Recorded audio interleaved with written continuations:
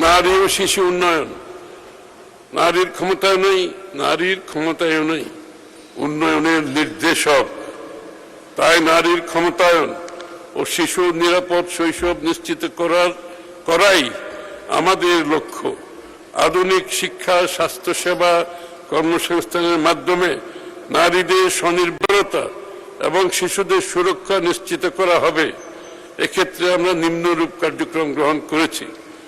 কর্মজীবী নারীদের জন্য প্রথম ধাপে 20টি এবং পরবর্তী ধাপে আরো 60টি আধুনিক ডে কেয়ার কেন্দ্র স্থাপন করা হবে। বিদেশ ফেরত নারী শ্রমিকদের পুনর্বাসন ও সামাজিক নিরাপত্তা নিশ্চিত করা হবে। ভালনারেবল ওমেন বেনিফিট কর্মসূচির আওতায় 10,40,000 নারীকে মাসিক 30 কেজি চাল দেওয়া হচ্ছে। অলরেডি দেওয়া হচ্ছে 10,40,000 নারীকে। হ্যাঁ, নারী ও শিশু নির্যাতন প্রতিরোধে দ্রুত ব্যবস্থা গ্রহণের জন্য কুইক রেসপন্স টিম অধিকতর শক্তিশালী করা হচ্ছে।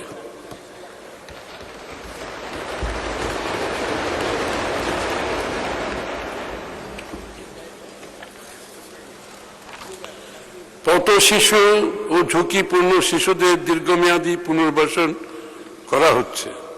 ঝুঁকিতে থাকা সুবিধা বঞ্চিত ও বিপন্ন শিশুদের সুরক্ষায় বর্তমানে দেশের 17টি জেলায় 33টি সমন্বিত শিশু পুনর্বাসন কেন্দ্র পরিচালিত হচ্ছে।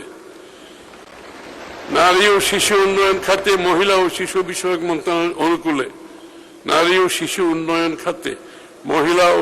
বিষয়ক মন্ত্রণালয়ের অনুকূলে আগামী 26-27 অর্থবছরে 5,196 কোটি বরাদ্দ রাখার প্রস্তাব করছি।